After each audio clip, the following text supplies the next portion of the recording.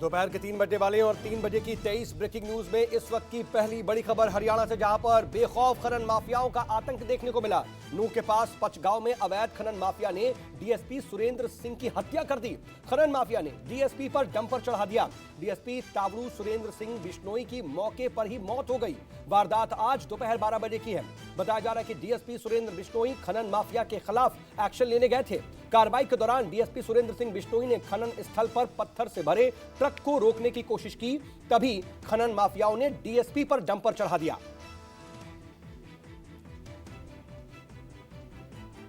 तीन बजे की दूसरी बड़ी खबर, सनसनीखेज वारदात को अंजाम देने के बाद आरोपी मौके से फरार हो गए। पुलिस अब आरोपियों की तलाश में ताबड़तोड़ छापेमारी कर रही है। डीएसपी की हत्या के बाद पुलिस महकमे में हड़कंप मच गया है। आईजी और नूह के एसपी मौके पर पहुंच चुके हैं। घटना की जांच पड़ताल की जा रही है।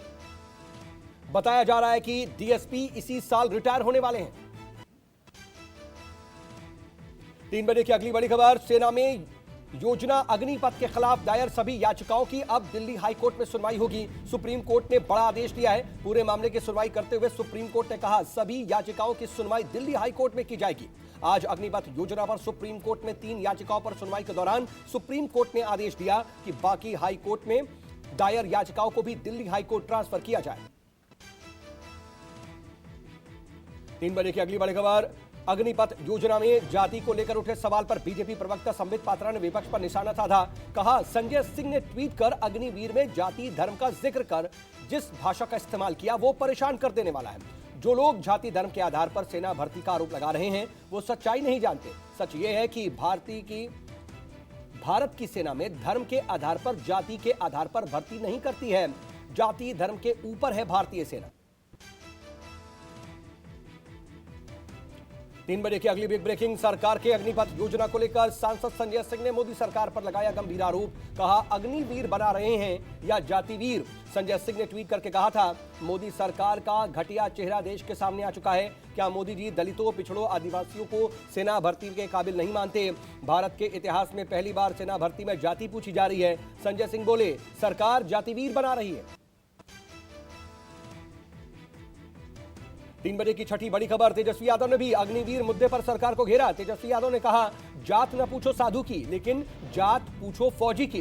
तेजस्वी यादव ने कहा, संघ की बीजेपी सरकार जातिगत जनगणना से दूर भागती है, लेकिन देश सेवा के लिए जान देने वाले अग्निवीर भाइयों से जाति पूछती है। तेजस्वी यादव ने सरकार पर आरोप लगाते हुए कहा कि ये जाति इसलिए पूछ रहे हैं क्योंकि देश का सबसे बड़ा जातिवादी संगठन आरएसएस बाद में जाति के आधार पर अग्निवीरों की छटनी करेगा। 3 बजे की अगली बिग ब्रेकिंग, संजय सिंह और तेजस्वी के आरोपों पर बीजेपी ने पलटवार किया।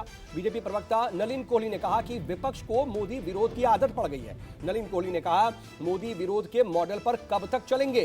कई नेताओं के ट्वीट से पता चला है कि वो भी हैं। आम आदमी पार्टी का मॉड्यूल ही शोर मचाना है।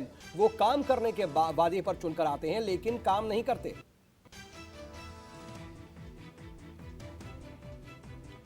3 बजे की अगली बड़ी खबर, जाति को लेकर के आर्मी अधिकारियों ने जवाब दिया। कहा, भारत में आर्मी ब्रिटिश शासन से ही जाति और धर्म के आधार पर बनी हुई है। आर्मी के मुताबिक जाट, राजपूत, डोगरा, नागा, कमावू, गढ़वाल, सिख, मद्रास, अहीर, मराठा रेजिमेंट पहले से मौजूद हैं और अधिक जानकारी के लिए उम्मीदवार हेल्पलाइन नंबर से भी संपर्क कर सकते हैं। 3 बजे की अगली बिग ब्रेकिंग, विपक्ष की उपराष्ट्रपति पद की उम्मीदवार मार्गरेट अल्वा ने आज अपना नामांकन भरा। कांग्रेस नेता राहुल गांधी और मल्लिकार्जुन खड़गे, एनसीपी प्रमुख शरद पवार और अन्य विपक्षी नेताओं ने इस दौरान अपनी मौजूदगी दर्ज कराई। मार्गरेट अल्वा ने संसद में अपना नामांकन पत्र दाखिल किया। मार्गरेट अल्वा के मुकाबला जगदीप धनखड़ से है। जगदीप धनखड़ ने कल नामांकन भर दिया था। 3 बजे की अगली बड़ी खबर, केंद्र सरकार ने श्रीलंका संकट पर आज सर्वदलीय बैठक बुलाई है। शाम 5 बजे यह बैठक होगी। इस बैठक में निर्मला सीतारमण और एस जयशंकर मौजूद रहने वाले हैं। डीएमके और एआईएडीएमके ने हस्तक्षेप की मांग की थी। डीएमके और एआईएडीएमके की मांग पर श्रीलंका में मची उथल पुथल को लेकर सर्वदलीय बैठक होगी। श्रीलंका पर हो रही बैठक में केंद्रीय मंत्री निर्मला सीतारमण और एस जयशंकर श्रीलंका के मौजूदा स्थिति के बारे में जानकारी देंगे। 3 बजे की 11वीं बड़ी खबर, आज डॉलर के मुकाबले रुपए ने पहली बार दिखाई ऐतिहासिक गिरावट। पहली बार 80 रुपए प्रति डॉलर से भी नीचे पहुंच गया है रुपया। शुरुआती ट्रेंड के मुताबिक 80.01 रुपए प्रति डॉलर के निचले स्तर को छू चुका है आज रुपया, जबकि कल ये 79 रुपए 97 पैसे प्रति डॉलर के स्तर पर बंद हुआ था।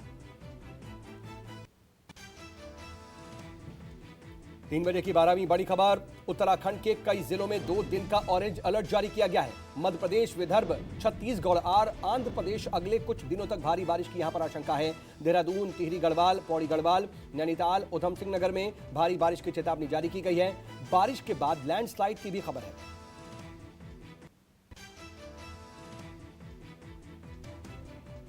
तीन बजे की अगली बड़ी खबर। महाराष्ट्र के अमरावती में भारी बारिश के चलते गिरा घर। अमरावती जिले के खुड गांव इलाके की घटना। घर गिरने से हुए हादसे में लोग दब गए। 5 लोगों के दबे होने की आशंका, जिसमें से 3 को घायल अवस्था में बाहर निकाला गया, जबकि 2 की मौत की खबर है। अमरावती में बारिश और बाढ़ को लेकर के अलर्ट जारी है। प्रशासन लोगों को सुरक्षित निकालने में लगातार जुटा हुआ है।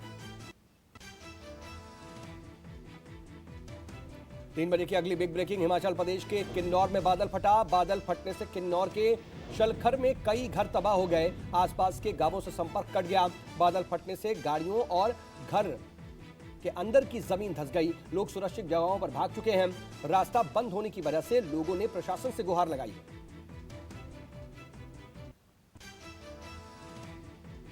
3 बजे की 15वीं बड़ी खबर। जैसलमेर के रेलवे अंडर ब्रिज में 3 लोगों समेत पूरी की पूरी कार डूब गई। 15 मिनट पानी में जिंदगी और मौत के बीच संघर्ष करते हुए नजर आए लोग। कैमरे में पूरा मंजर कैद हुआ। गाड़ी का शीशा तोड़ करके बाहर निकले लोगों ने तैर करके अपनी जान बचाई।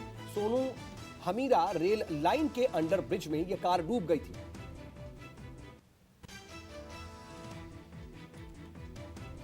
तीन बजे की अगली बड़ी खबर। नुपुर शर्मा का वीडियो देखने पर सीतामढ़ी में एक युवक को चाकू मारा गया। पिता ने पुलिस पर लगाया गंभीर आरोप। पिता का आरोप, नुपुर शर्मा का वीडियो देखने पर कुछ युवक ने उनके बेटे को चाकू मार दिया। युवक की हालत गंभीर है। वारदात 16 जुलाई की बताई जा रही है। पिता ने पुलिस पर आरोप लगाते हुए कहा कि पुलिस ने शिकायत में नुपुर शर्मा का नाम हटाने को कहा और उसके बाद ही पुलिस ने शिकायत दर्ज की।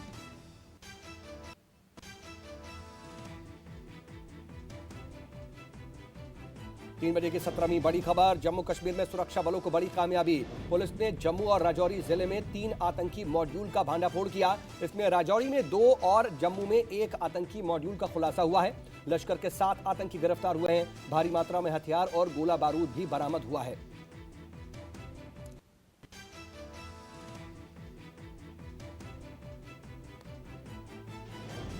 तीन बजे की अगली बड़ी खबर। असम के कांबी अंगलोंग में पुलिस कर्मियों की दबंगई देखने को मिली। ऑटो ड्राइवर को बेरहमी से लात घूंसों से पिटाई करते नजर आए।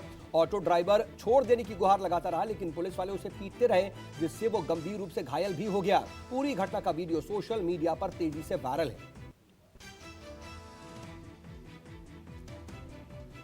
3 बजे की अगली बिग ब्रेकिंग। मुरादाबाद में नकली बीमा कंपनी का भांडाफोड़ हुआ है। पुलिस ने 2 आरोपियों को गिरफ्तार किया। गिरोह का सरगना और एक अन्य आरोपी फरार है। आरोपी दरअसल फेसबुक के जरिए लोगों को बीमा पॉलिसी करने और लोन दिलाने का झांसा देकर के उनसे ठगी करता था और इस नकली कंपनी को एक ही परिवार के लोग चला रहे थे। 3 बजे की अगली बड़ी खबर। आंध्र प्रदेश के अन्ना माया में पुलिस को बड़ी सफलता मिली है। पुलिस ने नकली नोट की सप्लाई करने वाले 3 आरोपियों को गिरफ्तार किया है। आरोपियों से पूछताछ कर आगे की कार्रवाई में जुट गई है पुलिस। गिरफ्तार आरोपी लंबे समय से नकली नोट सप्लाई किया करते थे।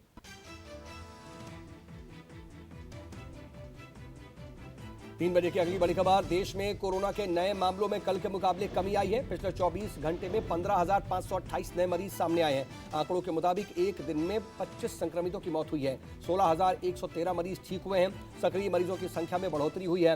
एक्टिव मरीजों की संख्या बढ़कर 1,43,000 के पार पहुंच चुकी है।